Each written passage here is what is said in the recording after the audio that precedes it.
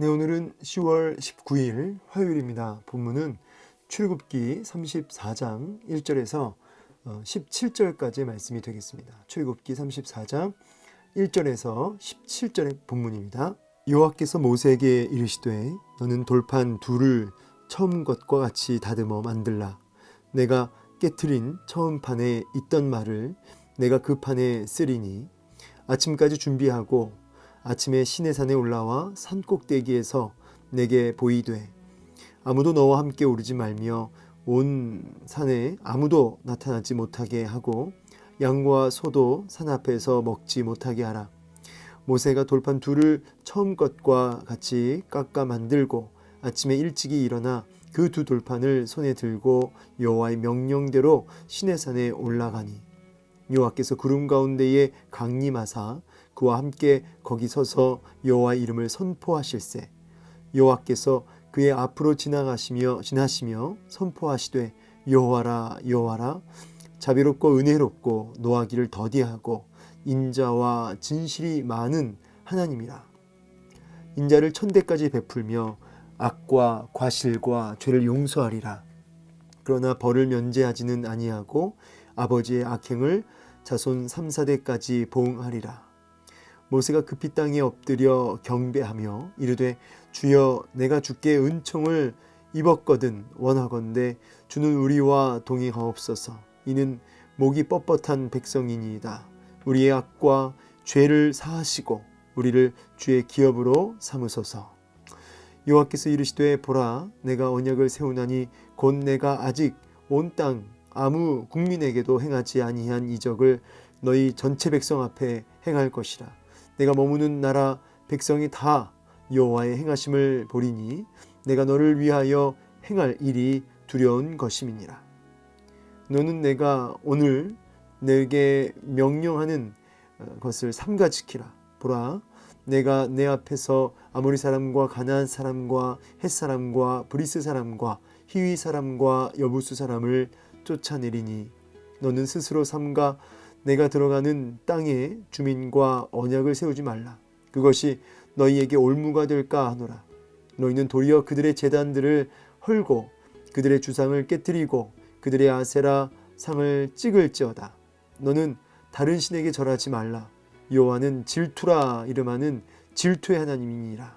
너는 삼가 그 땅의 주민과 언약을 세우지 말지니 이는 그들이 모든 신을 음란하게 섬기며 그들의 신들에게 제물을 드리고 너를 청하면 너가 그 제물을 먹을까 함이며 또 내가 그들의 딸들을 내 아들들의 아내로 삼음으로 그들의 딸들이 그들의 신들을 음란하게 섬기며 내 아들에게 그들의 신들을 음란하게 섬기게 할까 함이니라. 너는 신상들을 부어 만들지 말지니라. 아멘. 오늘 본문을 통해서 하나님께서 우리에게 말씀하시는 음성을 깨달아 알고 또 순종하는 은혜가 있기를 소망합니다. 이제 하나님께서 모세와 또 언약을 다시금 재수립하게 되는 말씀을 이제 보게 됩니다. 첫 번째 돌판 10계명을 만들어 주셨는데 하나님이 이스라엘 백성들이 금송아지 우상 만들면서 우상 숭배함으로 인해서 그 돌판이 이제 깨어지죠. 그래서 다시 이제 언약을 재수립하는 과정에서 이제는 돌판 둘을 이제 모세가 다듬어 만들라고 말씀하시고 그리고 거기다가 이제 하나님의 그 10계명의 말씀을 이제 새겨 이제 주십니다. 그래서 이제 모세가 산에 이제 올라가게 되는데요. 주의사항이 뭐죠? 주의사항이 아무도 함께 오르지 말고 또 짐승들도 그 하나님의 그 임재 자리에 함께 있지 못하게 하죠. 철저하게 구분시키십니다. 왜냐하면 하나님은 온전하시고 거룩하시기 때문에 이제 허락하지 않는 그 하나님 앞에 그 흠이 있고 죄인들은 함께 오르게 되면 이제 심판에 이르게 되기 때문이죠. 그래서 모세가 그렇게 철저하게 주의를 주고 이제 하나님의 임재 자리로 앞으로 나아갑니다. 그래서 명령대로 시내산에 그렇게 올라가게 되는데요. 자, 구름 가운데 강림하셨다 그러죠. 이 구름은 이제 임재를 상징하는 구름이죠. 하나님이 이제 임재하신 거예요. 거기 서서 이제 여호와 이름을 선포하실세. 자, 하나님께서 자신을 모세에게 계시하십니다. 하나님이 어떤 분이신지 분명하게 드러내 보이시죠. 뭐라고 하시죠? 여호와라 여호와라 자비롭고 은혜롭고 노하기를 더디하고 인자와 진실이 많은 하나님이라. 예, 하나님의 이러한 사랑의 성품에 대해서 정말 은혜가 넘치시고 정말 인자와 진실, 인내하시는 그런 사랑의 하나님의 용납하시는 하나님의 그런 성품을 드러내 보이십니다. 그러면서 그 하나님의 그 인자가 그 사랑이 천대까지 그렇게 베풀어지고 그리고 죄를 용서하시는 하나님이시라. 근데 동시에 그러나 하면서 벌을 면제하지는 않겠다. 죄값은 반드시 치러야 된다는 것이죠. 그래서 아버지의 악행을 자손 3, 4대까지 보응하리라. 이거는 동시에 공의의 하나님이심을 얘기하시는 겁니다. 그래서 하나님은 사랑의 하나님이시면서도 동시에 공의의 하나님 되심을 우리는 볼 수 있는 것이죠. 그래서 우리가 하나님의 사랑의 측면만 보아도 안 되고 또 공의의 측면만 봐도 안 되겠죠. 이 두 가지 측면을 다 가지고 하나님을 바라보고 섬겨야 됩니다. 그때 나오는 신앙의 결정체가 뭡니까? 예, 경외라고 할 수 있죠. 경외라는 말이 갖고 있는 의미가 바로 하나님을 사랑하며 하나님을 두려워하는 마음이거든요. 그래서 하나님을 두려워할 줄 알면서 동시에 하나님을 마음을 다해 사랑하는. 그러니까 여기서 말하는 두려움은 어떤 공포가 아니죠. 예, 공포가 아니고 정말 사랑하는 가운데 나오는 그런 존경과 그런 하나님을 참 사랑함 가운데 나오는 그런 두려움이라고 보시면 되겠습니다. 이 두 가지로 하나님을 우리가 바라봐야 되겠습니다. 모세가 그 하나님의 그 임재와 그 계시 앞에 땅에 엎드려집니다. 그렇죠. 하나님의 임재 앞에 서게 되면 그가 누구든지 간에 엎드려지게 되는 것이죠. 그리고 경배하게 됩니다. 여러분 경배, 정말 우리의 경배의 대상은 오직 하나님이 한 분이신 줄로 믿습니다. 모세가 급히 땅에 엎드렸다는 이 표현을 통해서 하나님의 임재 앞에 모세가 얼마나 두렵고 떨림으로 급하게 엎드렸는지를 우리는 보게 됩니다. 우리는 하나님의 그 임재 앞에 서게 되면 너무나 두렵고 너무나 좋고 그럴 겁니다. 날마다 하나님의 임재를 경험하는 가운데 반드시 나타나야 할 열매는 뭡니까? 바로 경배라는 거죠. 여러분 하나님의 임재는 하나님을 향한 경배로 연결된다. 그렇죠? 그래서 하나님의 임재가 하나님의 계시, 하나님의 성품을 우리가 깨닫고 하나님의 임재를 경험하면 결과적으로 경배하는 삶을 살게 되는 것이죠. 여러분 누구를 경배하고 계십니까? 우리가 하나님만을 예배하고 하나님 말씀 앞에 순종하는, 하나님만을 경배하는, 예배하는 우리가 되기 위해서 날마다 하나님의 임재와 하나님의 성품을 여호와의 선하심을 맛보아하는, 그분을 정말 경외하는 그런 모습이 있기를 원합니다. 그래서 경외가 경배로 연결된다. 자, 그러면서 9절에 이런 그 두려움과 급하게 엎드려져서 주를 경배하는 중에 툭 튀어나오는 말이 뭐냐면 주께 은총을 입었거든 원하건대 우리와 동행하옵소서. 계속 모세는 그냥 옆구리만 치면 나오는 고백이 뭐예요? 우리와 동행하옵소서. 자다가 일어나도 아마 이 이야기 할 거예요. 정말 옆구리만 치면 나오는 말이 우리와 동행하옵소서. 그만큼 하나님의 임재와 함께 하여 주심을 그렇게 생명 다해 간구하는 모세의 중심을 엿보게 됩니다. 여러분의 간절한 기도의 제목이 무엇입니까? 많은 것들이 있지만 우리와 동행하옵소서. 이것이 이 임마누엘 축복이 여러분 가장 사모함이 되는 갈망하는 그런 간구하는 우리의 기도의 제목이 되었으면 좋겠습니다. 우리와 동행하옵소서. 이는 왜냐하면 목이 뻣뻣한 백성이니다. 고집이 세고 정말 말도 지질이 안 듣고 고집이 세고 강팍하고 그런 우리의 모습입니다. 이게 문맥적으로는 참 이게 자연스럽지 않다, 그렇죠? 뭐냐면 우리와 동행하옵소서. 왜냐하면 우리는 목이 뻣뻣한 백성이니다. 그러니까 이 말은 자격이 안 된다는 거죠. 목이 뻣뻣한 백성, 그야말로 자격이 안 되고 소망이 없고 대안이 없고 정말 실망뿐인 우리들, 목이 뻣뻣한 우리들. 그래서 우리는 뭐가 필요한 거예요? 주님이 필요한 거죠. 주님의 동행하심이 필요한 것이죠. 여러분 오늘도 여러분의 모습에 실망이 있습니까? 또 정말 안타까운 모습이 있습니까? 그래서 자격이 안 됩니까? 그래서 주님이 필요한 거죠. 그래서 우리의 간절한 한 가지 소망과 대안이 주님과 동행하는 것이죠. 우리의 악과 죄를 사하시고 우리를 주의 기업으로 삼으소서, 주의 소유 삼으소서라고 간구합니다. 자, 그러면서 이제 하나님께서 이제 그 모세의 간구에 응답하시는 모습 봅니다. 언약을 재수립하시는데요. 보라, 내가 언약을 세운다 하면서 이제 내가 아직 온 땅 아무 국민에게도 행하지 않은 이적을 너희 전체 백성 앞에 행할 것이라. 그래서 모든 백성이 다 여호와 행하심을 볼 것이다. 그러면서 이제 한 가지 언약을 재수립하면서 당부의 말씀, 아니 명령을 하시죠. 당부가 아니라 명령을 하시는데 이게 뭡니까? 삼가 지키라. 하나님의 명령을 삼가 지켜야 되는 겁니다.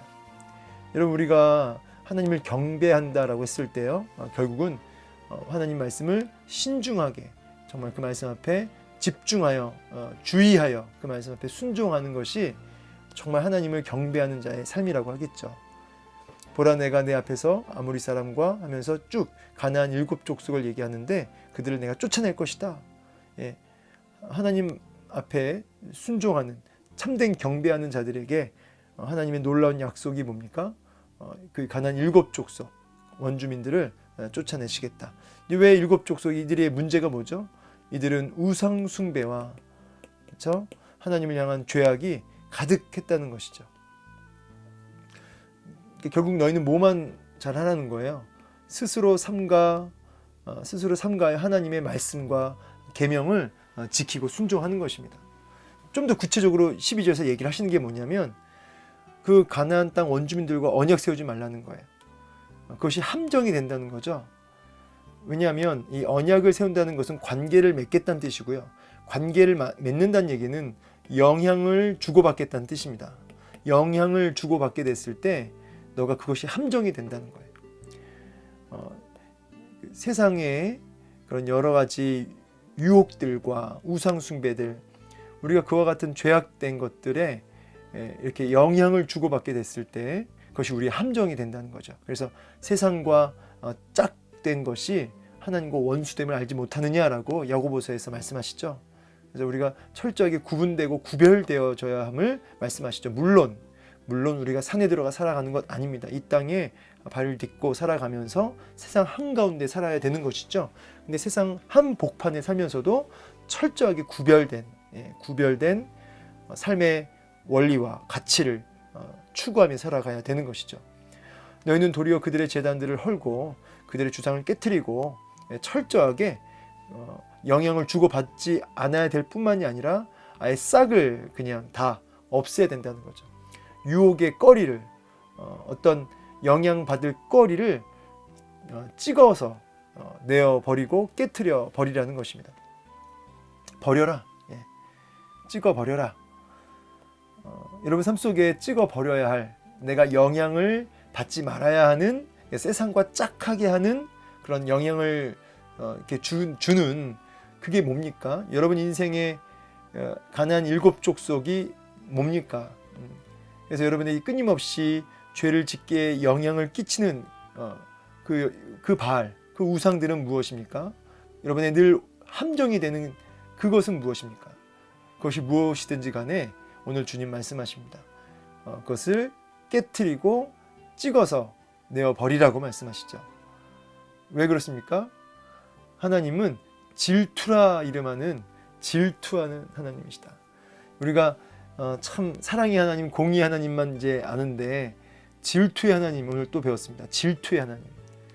마치 연인이 정말 뜨겁게 사랑하는데 바람을 한쪽에서 피게 됐을 때 그것에 대해서 그 얼마나 큰 충격과 그 분노가 일겠습니까? 그래서 여러분 하나님은 지금 질투하는 하나님이다. 이 안에 어떤 분노도 같이 들어가 있는 거죠. 바람 피지 말아라. 딴 데 보지 말아라. 한눈 팔지 말아라. 이런 의미가 다 들어가 있는 거죠.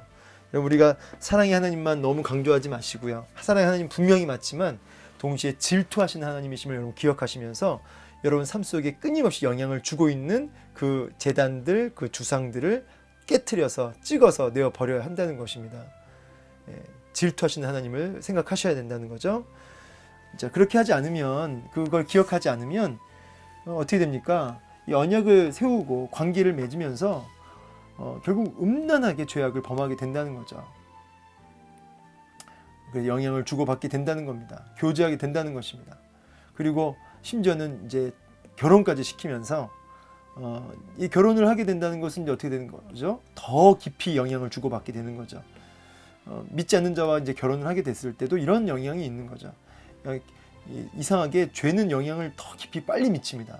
우리의 본성이 죄인이기 때문에.